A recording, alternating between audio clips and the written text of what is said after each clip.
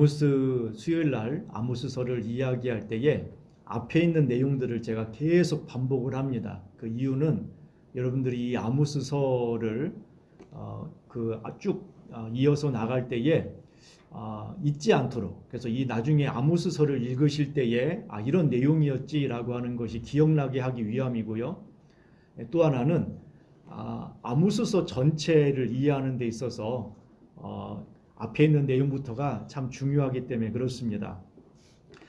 가장 풍요로웠던 여로보암 2세, 그 2세가 이스라엘 다스릴 때가 가장 풍요로웠습니다. 경제적으로도 풍요로웠고 정치적으로도 굉장히 안정이 되었어요. 정말 가장 편안하고 좋을 때입니다. 하지만 이때가 가장 영적으로 타락했고 도덕적으로 타락을 했습니다.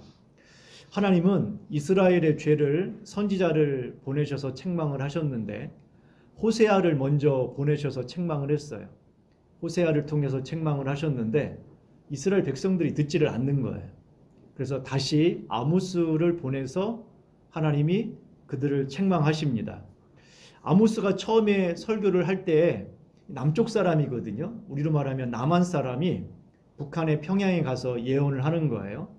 사람들은 금방 이 사람이 남한 사람이라는 것을 압니다. 왜냐하면 벌써 사투리가 다를 테니까요. 그런데 이 아모스가 북쪽에 가서 평양에 가서 설교를 하는데 막 주변 나라들에 대해서 막 저주하며 예언을 하는 거예요. 저 미국이 이런 죄를 지어서 하나님이 심판하신답니다. 저 영국이 죄를 지어서 하나님이 심판하신답니다. 그런데 그런 나라들이 북이스라엘을 평소 괴롭혔던 나라들이에요. 평소 북이스라엘에 들어와서 사람들을 잡아가고 재산을 약탈했던 그런 나쁜 나라들이란 말이에요. 그런데 그런 나라들이 하나님의 그 죄로 말미암아 하나님의 심판을 받는다고 하니 얼마나 기분이 좋아요. 막 열광을 했죠. 그런데 마지막 뭐라고 이야기하냐면 그런데 말입니다. 그런데 말입니다. 하면서 이 주변에 있는 나라들이 가지고 있었던 죄, 그리고 그들이 멸망받아 마땅했던 그 죄들이 북이스라엘에도 다 있다는 사실을 이야기하는 거예요. 어떤 나라가 이런 죄가 있습니다. 그러면 저거 심판받아야지. 저런 나라가 이런 죄가 있습니다. 그 나라도 심판받아야지. 저 나라는 이런 죄가 있습니다. 그러면 심판받아야지. 이랬는데 정작 그들이 심판받아 마땅하다고 여겼던 그 죄들이 북이스라엘 가운데 가득 있었던 거예요. 그러면서 하나님께서 북이스라엘을 심판하시겠다고 말씀하는 거죠. 특별히 북이스라엘이 이런 심판에서 벗어날 수 없는 이유를 뭐라고 설명하냐면 그들이 하나님의 백성으로서의 삶을 저버렸다고 이야기합니다.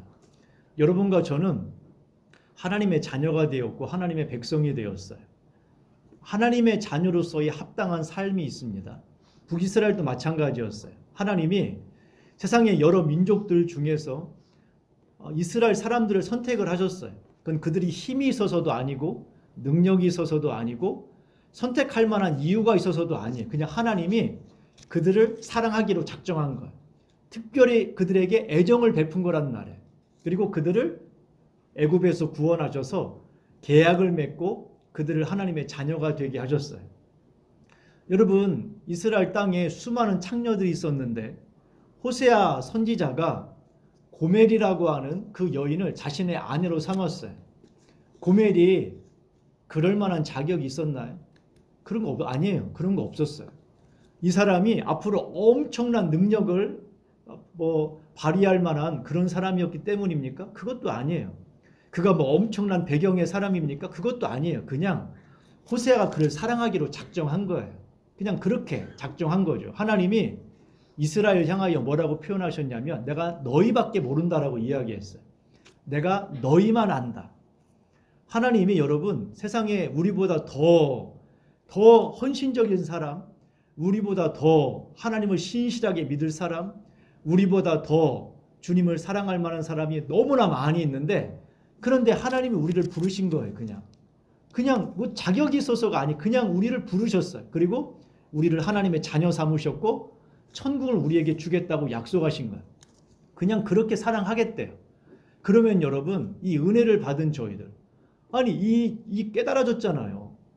세상에 그냥 살다가 죄 가운데 살다가 그게 죄인지도 모르고 살다가 죽으면 그냥 그게 끝이라고 생각했는데 영원한 지옥으로 떨어질 수밖에 없는 저희들이어야 하는데 하나님이 깨닫게 하시고 천국을 알게 하시고 구원받게 하셨으니 여러분 이게 은혜 아닙니까? 그러면 이런 걸 주실 때에는 하나님이 기대하는 바가 있죠. 그냥 거저 주시고 죄 가운데 살아라가 아닌 거예요. 우리를 부르실 때는 거기에 걸맞는 삶을 살기를 바라시는 거죠. 거룩한 삶. 하나님이 원하시는 삶을 살기를 바랬어요. 하나님은 이스라엘에게도 그랬단 말이에요. 그런데 이스라엘 백성들은 선택받은 백성으로서의 책임감 있게 살지를 않았어요. 그들은 온갖 죄를 다 지었단 말이에요. 온갖 죄를 다 지었습니다. 하나님과의 계약을 저버렸고 호세아와 함께 결혼했던 고멜이 다짐을 했죠. 이게 웬 은혜야? 야, 이게 웬 사랑이야? 이게 웬 정말 이 놀라운 궁유를 받았네? 처음엔 그렇게 시작을 했어요. 그런데 얼마 지나고 났더니 여러분 이 감격은 사라지잖아요. 처음 여러분들이 예수님을 만나고 나서 처음 구원의 그 은혜를 깨달았던 때를 한번 생각해 보세요. 이건 정말 내 인생을 다 드려도 부족한 것 같아요. 밤낮 성경을 읽어도 매일매일 막 기도만 해도 막 일주일에 한 번씩 예배 드리는 게 속상해요. 막 정말 그런 마음이었어요. 그런데 이 마음이 점점점 사라져버려요. 사라져버리고 의무만 남아버려요. 의무만 남아버리고 일주일이 그렇게 멀게 느껴졌던 일주일이 그렇게 가깝게 느껴져요. 아니 왜 이렇게 그렇게 빨리빨리 돌아오는지 모르겠어요. 그리고 막 의무만 남는 거죠. 의무, 부담스러운 의무. 그러면 이제 점점 신앙에서 멀어지는 거예요. 여러분 이스라엘 백성들이 심판을 받는 것은 우연이 아니에요. 우연이 아니에요. 갑자기 일어난 일들이 아니란 말이에요. 그들 안에 점점 죄가 가득한 거예요. 예수님을 처음 믿을 때는 감격스럽고 그러던 사람이 어느 순간인가 이런 이야기를 하죠. 내가 이럴 줄 알았으면 좀 더 놀다 올 걸.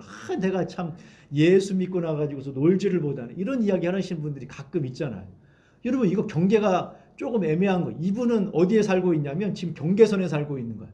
세상과 하나님 그 경계선에서. 그러니까 그런 이야기를 하죠. 이 안에 있으면 그런 말을 뭐하러 합니까? 그런 말을 할 필요가 뭐가 있어요. 그런데 경계선에 있으니까 가고 싶은데 또 걸리는 게 있어. 은혜는 받은 게 있으니까.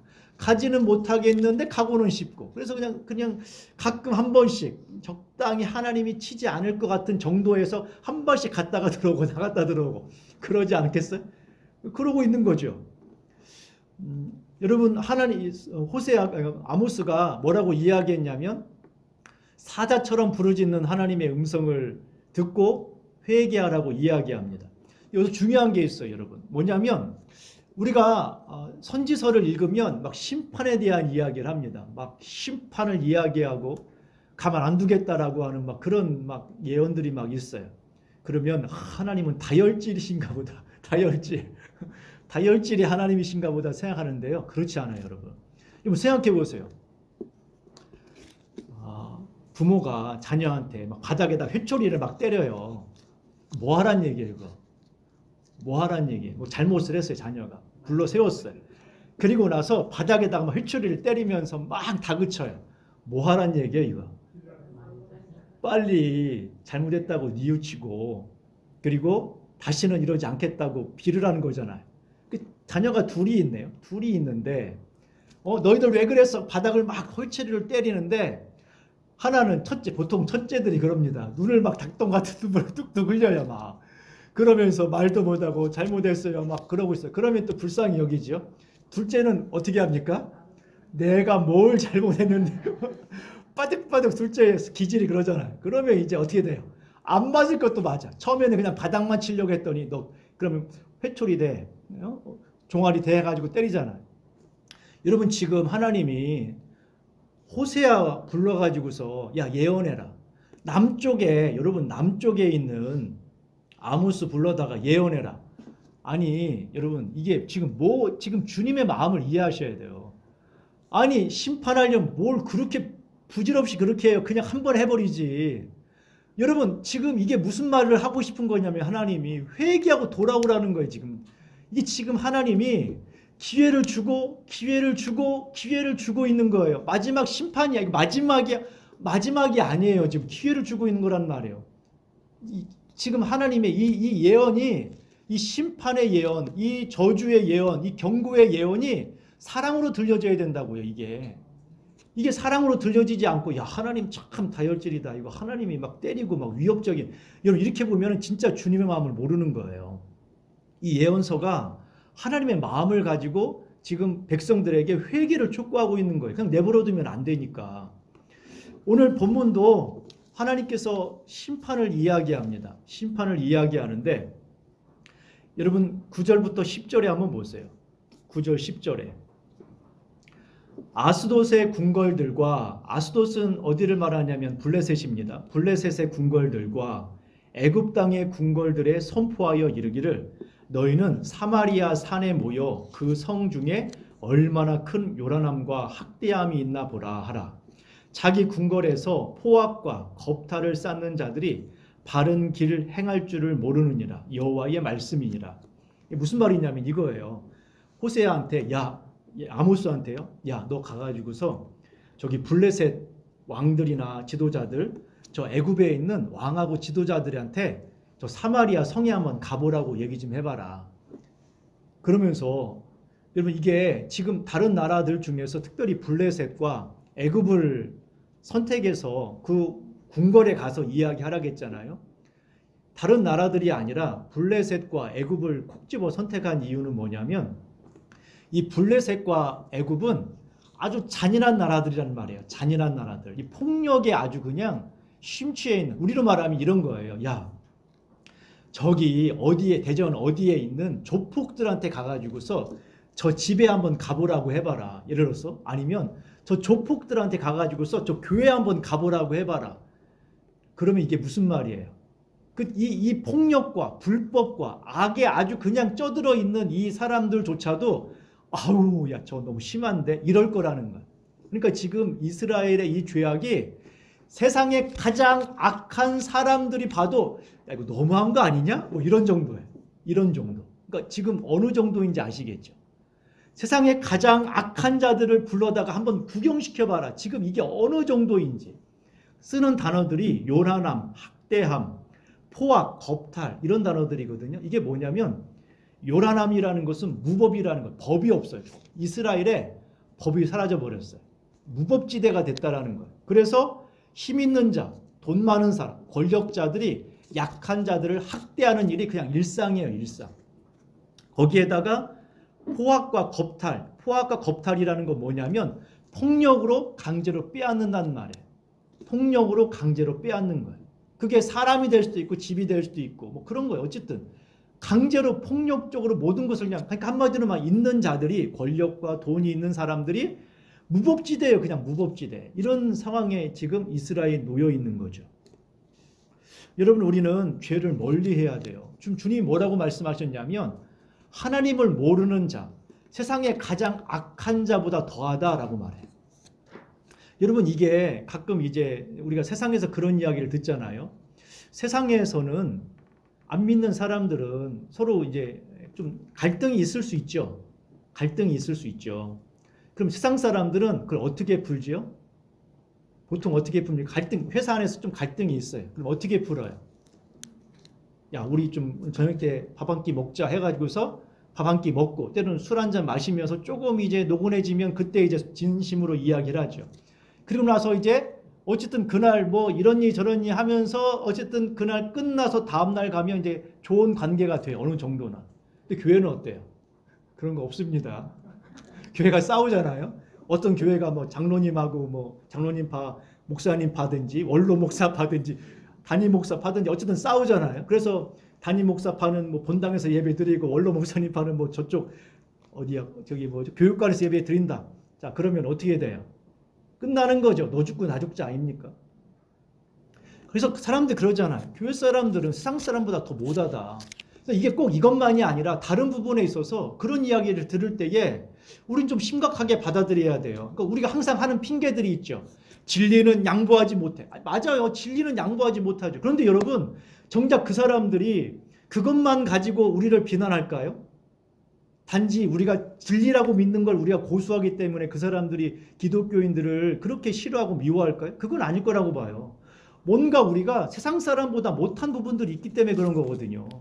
우리가 진리를 지키는데 더 도덕적이고 진리를 지키는데 더 거룩하고 그들의 본이 된다면 그 사람들이 왜 그래요? 고귀한 어떤 가치관을 지키기 위해서 우리가 살아간다면 그들이 왜 우리를 손가락질합니까? 옛날에 뭐 성철 스님이 이제 죽고 나서 막 많은 사람들이 성철 스님이 훌륭하다 그렇게 이야기했죠. 그 사람이 세상에서 뭐 봉사활동을 했어요. 뭘 했어요? 그냥 절에서, 여러분 절에서 수십 년 동안 수련을 했어요. 벽을 바라보고서 여러분 뭐 몇 년 동안 벽 바라보고 있었고 사람들하고 한마디도 말하지 않고 몇 년 이렇게 살았단 말이에요. 여러분 그런데 사람들은 그를 존경하죠. 아니 그 사람들이 뭐 무슨 장기 기증을 했습니까? 피를 한 번이나 뽑았습니까? 뭐 그랬어요. 그런 게 아닌데도 왜 그들은 존경하냐는 말이에요. 여러분 아무것도 하지 않고 그냥 자기 수양을 했음에도 불구하고 사람들은 존경하는데 세상에 그렇게 많은 봉사와 헌신과 노력을 하는데 왜 기독교인은 손가락질을 당하죠? 그러면 고민을 해봐야 된다는 거예요. 우리가 대체 우리가 뭘 잘못하고 있지? 우리가 성경에서 벗어난 뭔가가 있는 건 아닌가라고 고민해봐야 돼요. 주님이 말씀하잖아요. 이스라엘 사람들이 하나님과 언약을 맺은 이 사람들이 세상에도 없는 일을 한다. 근데 그게 여러분 호세아 가정에도 있었잖아요. 호세아 가정. 아니 부인이 남편과 결혼했어. 바람을 피우는데 아이 셋을 낳았는데 다 호세아 아이가 아니야. 아버지가 누구인지 몰라. 각각의 아버지야. 이거는 안 믿는 사람 속에서도 있는 일이 아니에요. 여러분 신약시대에는 어떤 일이 있습니까? 여러분 고린도 교회를 향하여 사도 바울이 뭐라고 이야기해요? 고린도 교회 성도들 중에 자기 아버지의 첩과 사는 사람이 있다. 극진히 어머니를 모시는 게 아니라 자기 아내로 삼는 것. 자기 아버지의 첩을 자기 아내로 삼고 살아가. 이건 세상에도 없는 일인데 이렇게 말한단 말이에요. 우리가 심령 봤을 때 하나님이 그 이야기를 이건 세상에서도 없는 일이다. 세상에 가장 악한 자들 삶 속에서도 없는 일이다. 그러면 여러분 이런 게 우리 안에 있는가 고민해 보셔야 돼요. 그런데 그것은 왜 일어났느냐? 무법 때문에 그런 거예요. 법이 없어서. 법이 없어서. 여러분 우리 안에 하나님의 법이 있어야 돼요. 누가 시켜서가 아니라 내 안에 하나님의 법이 있어야 된다니까. 이스라엘에 법이 없었나? 있었어요. 나라가 운영되는 법도 있었고 거기에다가 율법도 있었어요. 그런데 지켜지지 않는 거예요. 있는데 지켜지지 않는 거예요. 있는데 지켜지지 않아요. 그러니까 법이 없는 거죠. 헌법이 있으면 뭐합니까? 지켜지지 않는데. 율법이 있으면 뭐합니까? 지켜지지 않는데. 여러분 성경이 있는데 그게 무슨 의미가 없어요. 우리가 지키지 않고 행하지 않는데. 이스라엘의 문제는 그런 문제였어요. 여러분 골든타임이라는 게 있죠. 골든타임. 다양하게 쓰는데요. 보통은 이제 원래 재난이나 의료에서 사람의 생명을 지키는 아주 결정적인 시간, 아주 중요한 시간을 골든타임이라고 합니다. 의료나 보통 재난에 많이 사용을 합니다. 여러분 화재가 발생을 하잖아요.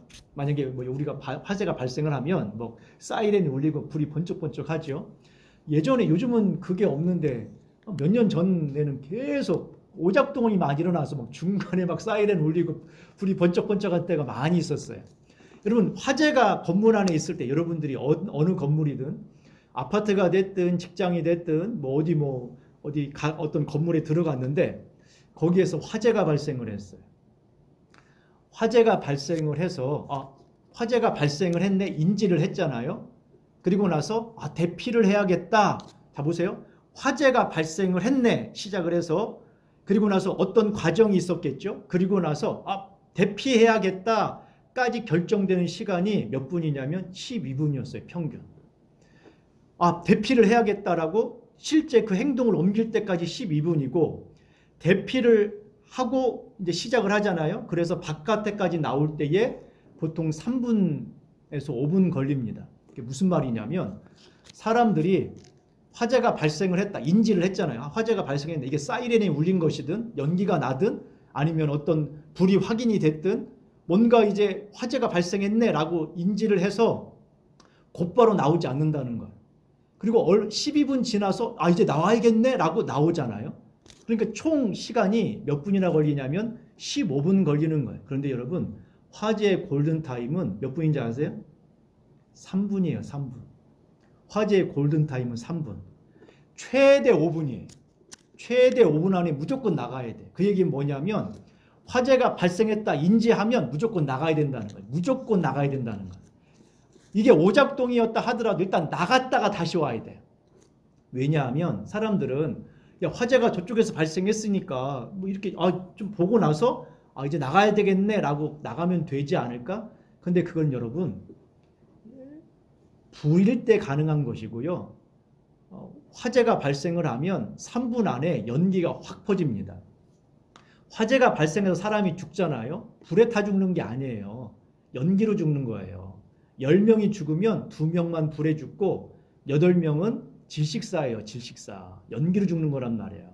연기가 금방 퍼져요. 그러니까 화재가 발생해도 불꽃이 점점 타오르니까 그때 피해야 되지?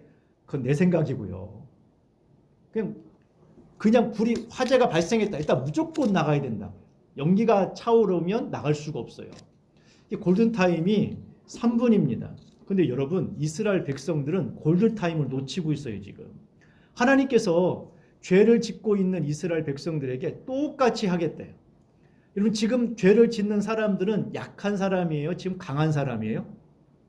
강한 사람, 있는 사람들이죠.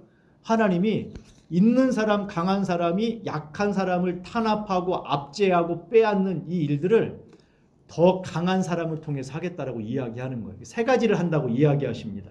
자, 11절, 12절 보세요. 11절, 12절에 보시면 자, 그러므로 주 여호와께서 이와 같이 말씀하시되 이 땅 사면에 대적이 있어 내 힘이 쇠하게 하며 내 궁궐을 약탈할 거다. 지금 하나님께서 뭐라고 이야기하냐면 너보다 더 강력한 힘을 가진 다른 나라 사람을 불러올 거다. 그래서 네 힘을 약하게 하고 네 궁궐을 약탈할 거다.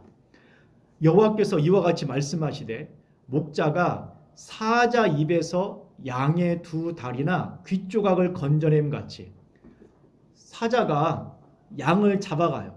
그래서 목자가 막 뛰어가가지고서 막 사자를 때려가지고서 어쨌든 그 양을 뺏었는데 남은 게 뭐냐면 다리하고 귀 조각이에요. 그러면 이건 뭐 죽은 거예요? 살아요? 죽죠. 이거 뭐 어떻게 살아요 이게.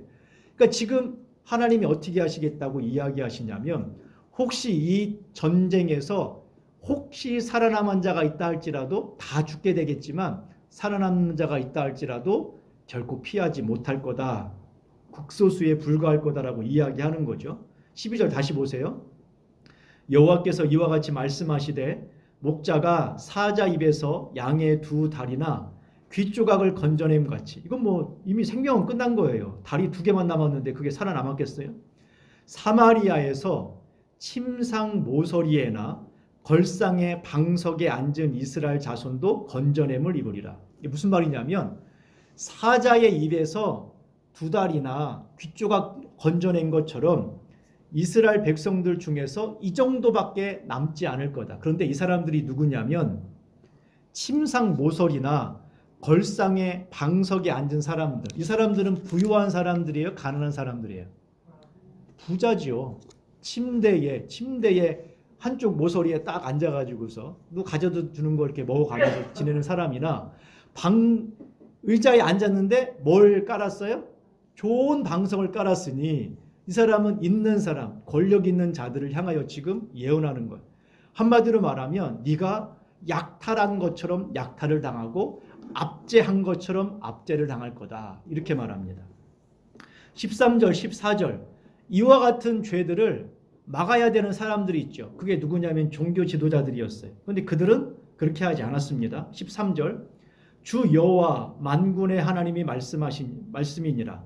너희는 듣고 야곱의 족속에게 증언하라. 내가 이스라엘의 모든 죄를 보응하는 날에 베델의 제단들을 벌하며 그 제단의 뿔들을 꺾어 땅에 떨어뜨리고. 이스라엘 백성들이 타락하지 않도록 경계하는 역할을 누가 해야 되냐면 제사장들이 해야 돼요. 근데 그 역할을 감당하지 않았죠. 그들이 뭐 하라고 했습니까? 예언하지 말라라고 얘기했죠. 예언하지 마라. 나실인이 헌신적으로 살아가려고 할 때에 어떻게 하냐면 포도주를 마셔라. 그걸 누가 했느냐? 이 제사장들이 했단 말이에요. 그래서 성전이 파괴될 거라고 이야기합니다. 15절에 보세요. 그들이 누렸던 부. 자, 겨울 궁과 여름 궁. 여러분 그들이 궁궐을 착취를 해서 궁궐을 여름 별장도 만들고 겨울 별장도 만들었어요. 겨울 궁과 여름 궁을 치리니 상하 궁들이 파괴되리라. 상하로 장식했는데 한두 개가 아니에요. 상하 궁들이라고 하잖아요. 이런 것들이 파괴되며 큰 궁들이 무너지리라. 여호와의 말이니라. 여러분 이것은 하나님이 보응하시겠다고 이야기하는 거예요. 보응이라는 단어가 뭐예요? 그대로 갚아주겠다라는 거예요. 선한 일을 하면 선하게 갚아주고 악한 일을 하면 악하게 갚아주겠대요. 하나님이 이스라엘 백성들이 그대로 힘 있는 자들이 압제했던 것처럼 더 힘 있는 자를 통해서 똑같이 해주겠대요. 그럼 여러분 이걸 생각해 보면 우리가 하나님의 은혜를 받으려면 어떻게 해야 돼요? 은혜를 베풀어야겠죠. 내가 하나님의 사랑을 받으려고 한다면 선을 행해야겠죠. 주님께서도 그런 말씀을 하시지 않았습니까? 선을 행하는 자는 복을 받을 것이고 악한 일을 행하는 사람들은 악의 심판을 받게 된다. 여러분 이게 지금 주님이 말씀하시는 거예요. 그래서 우리가 어떻게 해야 되느냐? 여러분 주님께서 말씀하시는 경고를 진지하게 받아들여야 돼요. 이것을 지금 당장 이스라엘 백성들이 망한다고 생각했겠어요? 이렇게 평안하고 좋을 때? 근데 그렇지 않아요. 언제든지 주님께서 보응하신다는 사실을 기억해야 됩니다. 세상에서 보면, 세상의 눈으로 보면 우리가 봤을 때 여러분 부유한 것을 하나님이 주시는 복이라고 이야기하고 평안함을 하나님이 주시는 복이라고 이야기합니다. 근데 그렇지 않을 수 있어요. 오해하시면 안 돼요.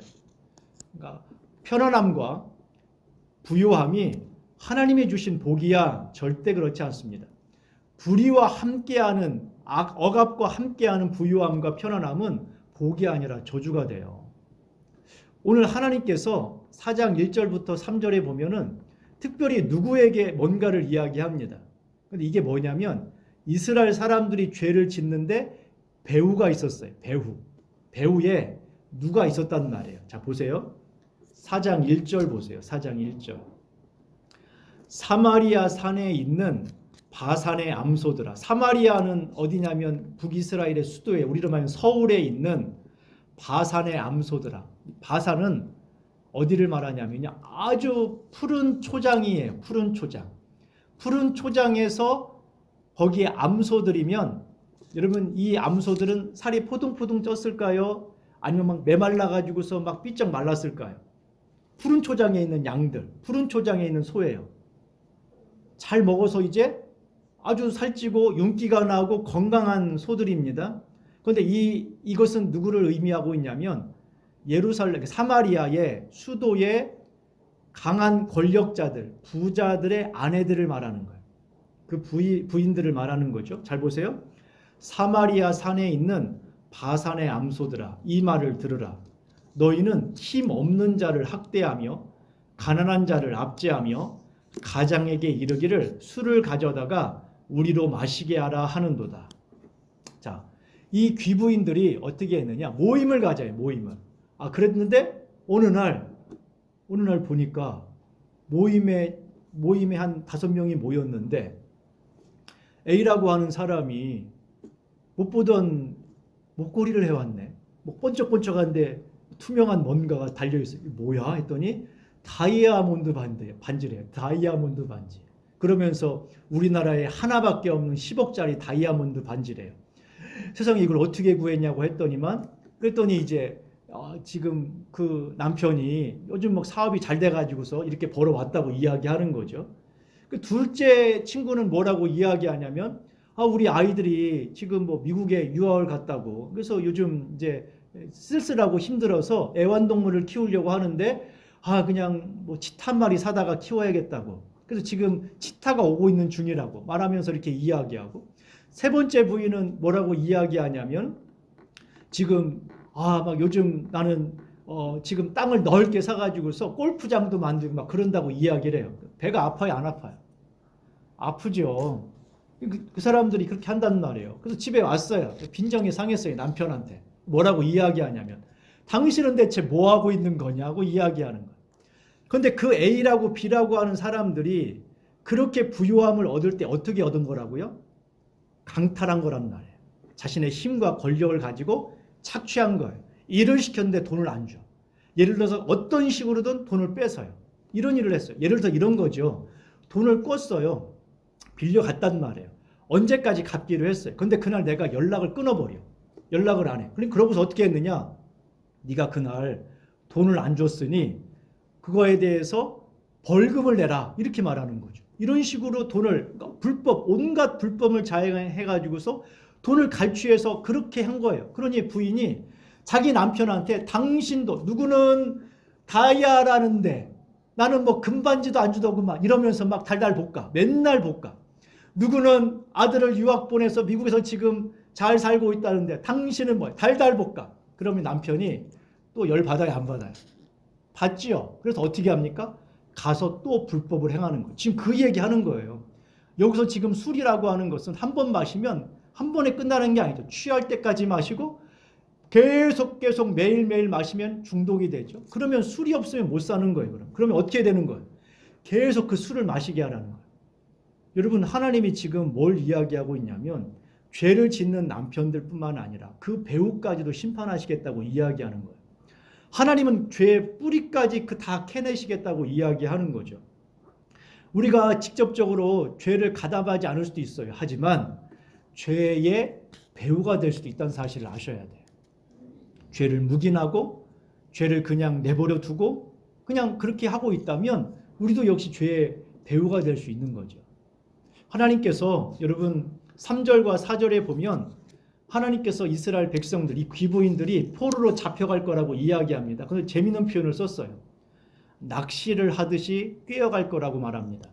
여러분 그 당시에 사람들을 잡아갈 때 사람들을 왜 잡아갔죠? 사람들을 전쟁을 해서 사람을 잡아갈 때 이 사람을 뭐 하려고 잡아가는 거예요? 돈벌이잖아요. 다른 나라에 팔아서 또는 내 집에서 노예로 쓰려고 가는 거예요. 그럼 이거는 사람입니까? 짐승 취급받는 겁니까? 짐승 취급받는 거죠. 사람을 어떻게 잡아갔냐면 여기를 꿰요. 여기를 꿰거나 코를 꿰가지고 줄줄이 데려갔어요. 이렇게. 그러니까 하나님이 지금 뭐라고 이야기하시냐면 뭐라고 이야기하시냐면 이런 거예요. 여러분 이사야나 특별히 예레미야 보면 이런 느낌이라고 보시면 돼요. 아, 너 목걸이 좋아하는구나. 너 목걸이 좋아하는구나. 내가 너한테 목걸이 선물해 줄게. 근데 그 목걸이가 다이아몬드가 박혀있는 목걸이면 좋은데 무슨 목걸이요? 쇠사슬 목걸이. 쇠사슬 목걸이. 아, 너 코걸이 좋아하는구나. 이스라엘 백성들 중에 코걸이 하는 사람이 있어요. 금 코걸이, 귀걸이 이런 거 하는 사람 이거는 했단 말이에요. 아, 너 코걸이 좋아하는구나. 코걸이 내가 평생 해줄게. 근데 그 코걸이가 금 코걸이가 아니라 무슨 코걸이요? 쇠로 된 코걸이.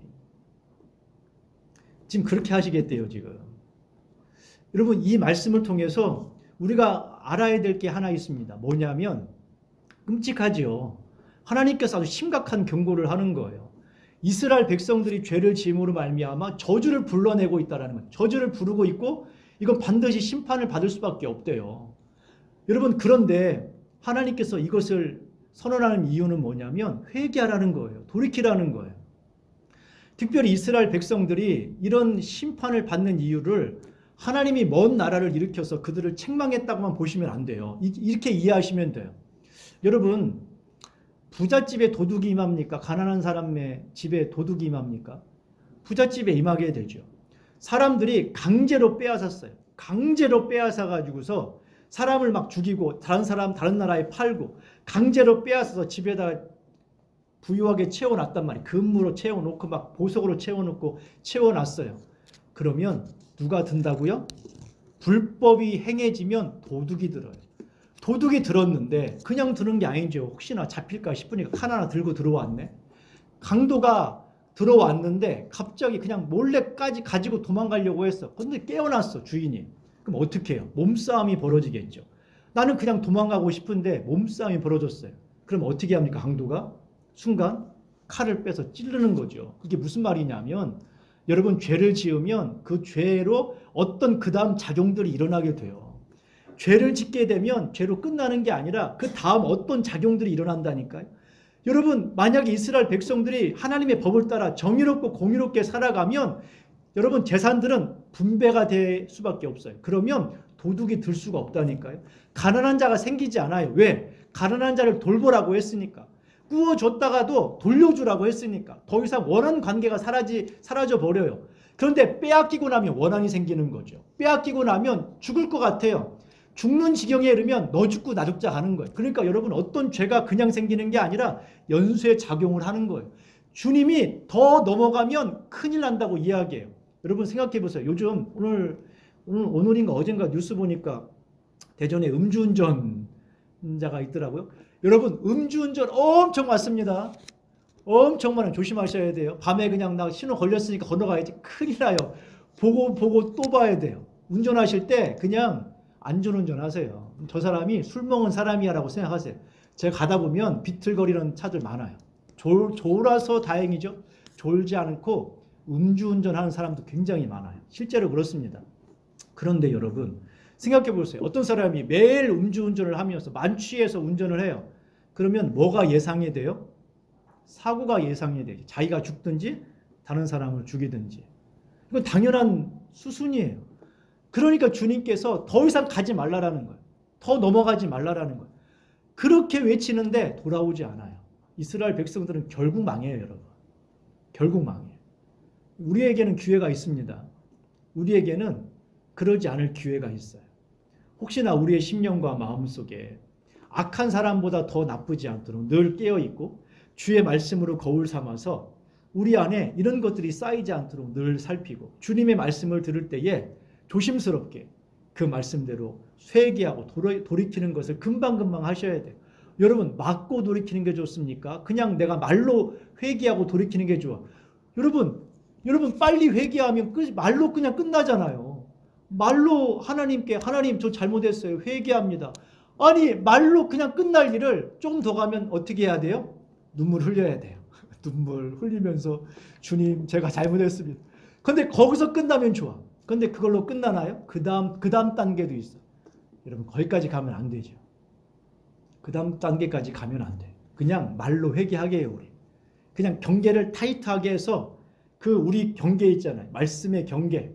우리가 가지고 있는 그 경계를 느슨하게 하지 마시고 죄의 경계를 타이트하게 해서 그냥 말로만 회개하고 끝나자고요. 맞고 회개하고 터지고 회개하고 이러지 말고요. 우리의 심령과 마음속에 그러나 이런 저주, 책망의 말씀조차도 하나님의 사랑인 것을 깨닫는 우리가 되기를 소망합니다.